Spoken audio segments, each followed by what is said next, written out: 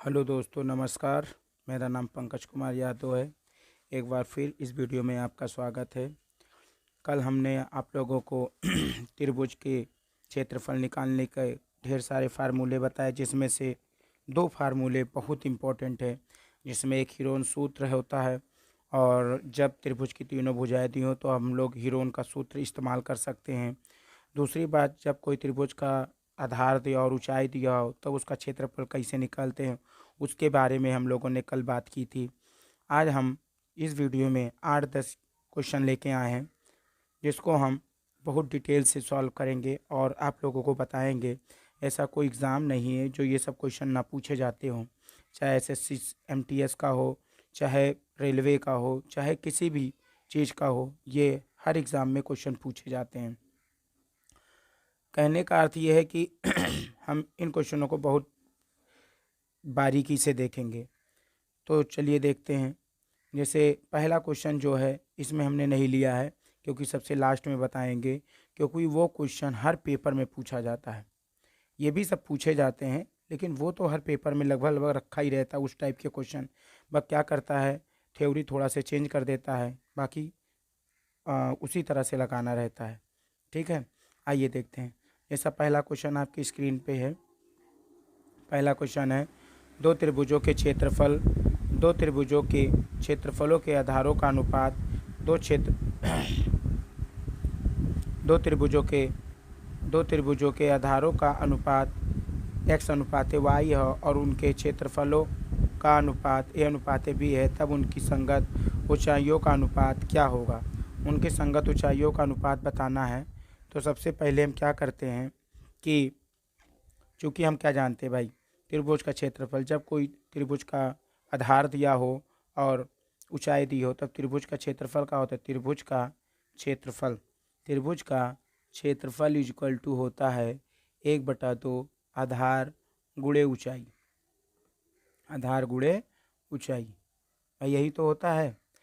अब मेन बात है कि आधार त्रिभुज का जो क्षेत्रफल है वो कांस्टेंट पे निर्भर नहीं करता भाई, इसका तो क्षेत्रफल फिक्स है। भाई क्षेत्रफल तो फिक्स हो जाता है ना। तो कहने का अर्थ है कि आधार अगर बढ़ता है तो ऊंचाई घटेगी, अगर ऊंचाई बढ़ती है तो आधार घटेगा। ठीक है, तो इसका मतलब ये हुआ, क्या हो गया भाई। ठीक, तो कहने का अर्थ है कि ऊंचाई बढ़ेगी तो आधार घट जाएगा, क्योंकि क्षेत्रफल तो फिक्स हो जाएगा। इसका मतलब कोई भी कास्ट क्षेत्रफल कांस्टेंट पे डिपेंड नहीं करेगा। तो कहने का अर्थ ये है कि त्रिभुज का क्षेत्रफल हम लोग ऐसे भी लिख सकते हैं, प्रोपोर्शनल आधार गुणे ऊंचाई भी लिख सकते हैं।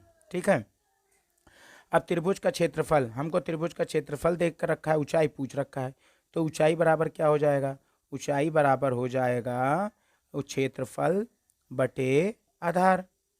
क्षेत्रफल बटे आधार हो जाएगा। ठीक है, अब मेन बात है कि ऊंचाई पता करना है और क्षेत्रफल हमको क्या दे रखा है, दो त्रिभुजों के आधारों का अनुपात। आधारों का अनुपात कितना दे रखा है, एक्स वाई दे रखा है, और क्षेत्रफलों का अनुपात ए अनुपात बी दे रखा है। तो अगर हम लोग देखा जाए तो ए अनुपात बी अपान एक्स अनुपात वाई हो जाएगा। अब इसको हल कैसे किया जाए डायरेक्ट भाई, क्योंकि पेपर में तो इतना समय रहता नहीं है कि हम पारी के सारे क्वेश्चन डिटेल से लगाएं। तो इसको हल करने का तरीका देखो। जैसे मान लो हमको दे रखा है 2:3/5 मान लो दे रखा है। ठीक, तो हम क्या करते हैं, इसको शॉर्टकट लगाने का तरीका यह है कि 4 को 2 से मल्टीप्लाई कर दो, 4 दूनी 8 अनुपात 5 को 3 से मल्टीप्लाई कर दो, 5 3 15। तो इसको शॉर्टकट करने का तरीका ये है।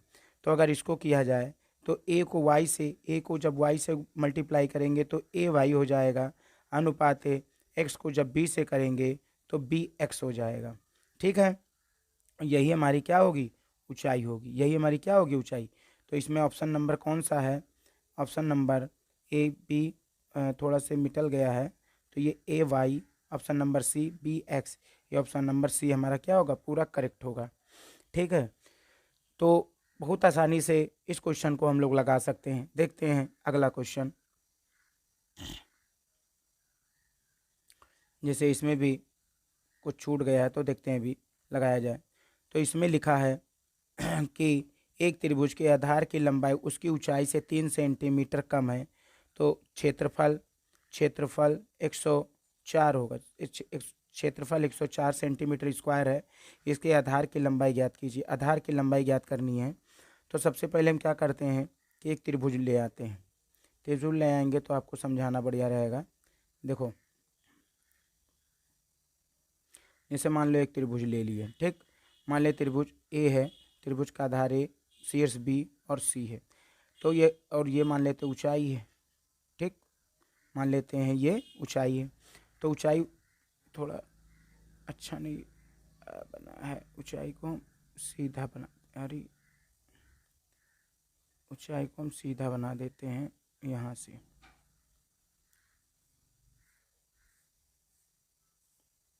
ठीक। अब क्या करते हैं कि ये 90 डिग्री है।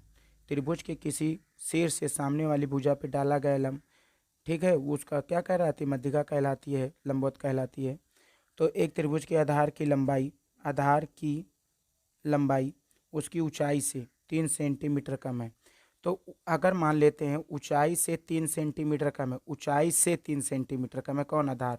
तो अगर आधार को हम लोग ए मान लें, ठीक, तो ऊंचाई को क्या मान सकते, a+3 कह दें। कैसे, पूछो कैसे भाई, थोड़ा ध्यान देना वीडियो पर, ध्यान दो भाई। कहने का अर्थ है जैसे हम आपसे कह दें कि आपके जेब में 20 रुपया है, तो इस तरह हम इस बात को घुमा के कह सकते हैं कि आपके जेब में 50 रुपये से 30 रुपया कम है। ऐसा हम कह सकते नहीं कह सकते, बिल्कुल कह सकते हैं। तो उसी तरह हम इसे कह सकते हैं एक त्रिभुज का आधार की लंबाई उसकी ऊंचाई से 3 सेंटीमीटर कम है। तो आधार से ऊंचाई 3 सेंटीमीटर कम है, ये कह दें आधार से लंबाई 3 सेंटीमीटर ज़्यादा है, बिल्कुल कह सकते हैं। क्षेत्रफल 104 दिया, इसके आधार की लंबाई ज्ञात करो। आधार की लंबाई हमको निकालना है। तो चूंकि हम जानते क्या है भाई, चूंकि हम जानते हैं कि कोई भी एरिया हो, त्रिभुज का एरिया बराबर क्या होता है, त्रिभुज का एरिया बराबर होता है 1/2 आधार गुणे ऊंचाई, आधार गुणे ऊंचाई होता है। बात बिल्कुल करेक्ट है। अब एरिया हमको दे रखा है, एरिया कितना दिया, 104 दे रखा है, ठीक। 1/2 आधार कितना ले लिया हमने, ए ले लिया। ऊंचाई कितनी, ऊंचाई हमारी a+3 है, a+3 ले लिया है, ठीक। अब अगर 2 को उधर भेज दिया जाए तो 208 हो जाएगा, इक्वल टू a² प्लस का 3a हो जाएगा। ये बात बिल्कुल करेक्ट हुई। कहने का अर्थ क्या है कि भाई जैसे आधार बोल दिया ना, ऊंचाई से 3 सेंटीमीटर कम है, ऊंचाई से 3 सेंटीमीटर कम कौन है, आधार कम है। तो हम इस तरह भी कह सकते हैं कि भाई ये कम है, तो हम इस तरह भी कह सकते हैं कि आधार से लंबाई जो है त्रिभुज की वो 3 सेंटीमीटर ज़्यादा है, बिल्कुल कहा जा सकता है। अब इसको अगर द्विघात समीकरण के रूप में लिख लें तो 3a² प्लस 3a माइनस का 208 इक्वल टू 0। अब ऐसा कोई दो नंबर लो जिसे गुणा करने पर माइनस का 208 आवे और जोड़ने पर 3a आवे। तो ऐसा को भाई नहीं जान पाते हो तो 208 का लासा निकाल लो, 208 का लासा निकाल लो। 2 × 2 = 2, 2 × 8, 2 × 10, 2 दूनी 4, फिर 2 × 2 2 दूनी 4 और 2 × 12, फिर 2 × 2 2 × 6। तो कितना हो जाएगा भाई, 2 दूना 4, 4 दूनी 8, दूनी 16, 16 माइनस का 13, 16 माइनस का 13। अगर 16 माइनस का 13 है, 16 माइनस का 13 कर दें, 16 को 13 से गुणा कर दें कि 208 आ जाएगा माइनस का, और 16 में से 13 घटा देंगे तो 3 हो जाएगा। अब हमको डायरेक्ट देखना है कि इसमें से कौन सा आंसर होगा। तो पहले तरीका ये है कि अगर जो नियम तो ये है कि अगर जो पॉजिटिव वाला नंबर आया उसे निगेटिव कर दो, जो निगेटिव वाला नंबर आया उसे पॉजिटिव कर दो। अब करना क्या होगा कि जब ऐसा हो जाए तब जब अगर निगेटिव वाला पॉजिटिव हो जाए, पॉजिटिव वाला निगेटिव हो जाए, तो इसमें आंसर कौन होगा, तो भाई निगेटिव तो किसी क्षेत्रफल होगा नहीं, तो इसका आंसर कितना हो जाएगा, 13 हो जाएगा। इसका आंसर कितना हो जाएगा, 13 हो जाएगा। कहने का अर्थ क्या है, कहने का अर्थ ये है भाई कि कि अगर इसे हम लोग द्विघात समीकरण कक्षा 9th में हाई स्कूल में हल किए हैं, अगर नहीं हल कर पाते हो तो हम हल करके दिखा देते हैं। जैसे a² प्लस का 3a माइनस का 208 है, ठीक है। अब दिक्कत ये है इक्वल टू 0। अब इसका गुणनखंड करना है तो a² प्लस का a और इसको कितना कर देंगे, 16 माइनस 13 है, 16 माइनस 13 माइनस का 208 इक्वल टू 0, ठीक है। तो a² प्लस का 16a माइनस का 13a माइनस का 208 इक्वल टू 0। अगर दो दो का जोड़ा बना ले हम लोग तो इसमें से क्या कॉमन हो जाएगा भाई, इसमें से a कॉमन हो जाएगा तो ये बचेगा a प्लस का 16, और अगर इसमें से माइनस का 13 कॉमन ले लें तो क्या बच जाएगा हमारे पास, बच जाएगा a माइनस कॉमन लेने की वजह से, ये वाला माइनस कॉमन लेने की वजह से ये वाला माइनस प्लस हो जाएगा, तो हो जाएगा 16 इक्वल टू 0। अब कहने का मतलब है कि पूरे में से a प्लस 16 कॉमन ले लो तो बचे क्या क्या, a माइनस 13 इक्वल टू 0। अब a प्लस 16 या तो 0 होगा या तो a माइनस 13 इक्वल टू 0 होगा, तो हम लिख सकते हैं a प्लस 16 इक्वल टू 0 और a माइनस 13 इक्वल टू 0। तो इधर प्लस में उधर जाएगा माइनस में हो जाएगा 16, तो ये माइनस तो भाई हो नहीं सकता किसी का क्षेत्रफल, तो कट कर सकते हैं, a बराबर 13। तो किसी आधार पूछ रहा था हमसे, क्या पूछ रहा था, आधार पूछ रहा था, तो आधार कितना आ गया 13 सेंटीमीटर, आधार कितना आ गया 13 सेंटीमीटर। ठीक है, इस तरह हम लोग क्वेश्चन को लगाते हैं और इसको शॉर्टकट भी क्योंकि इतना समय तो हमारे सबके पास रहेगा नहीं कि इतना बड़ा डिटेल से करें, बस डायरेक्ट देखेंगे कि त्रिभुज का क्षेत्रफल 1/2 आधार गुणे ऊंचाई होता है, और उसका ये वाला तरीका, जैसे अगर पॉजिटिव वैल्यू है तो निगेटिव बना देंगे, निगेटिव वैल्यू है तो पॉजिटिव बना देंगे।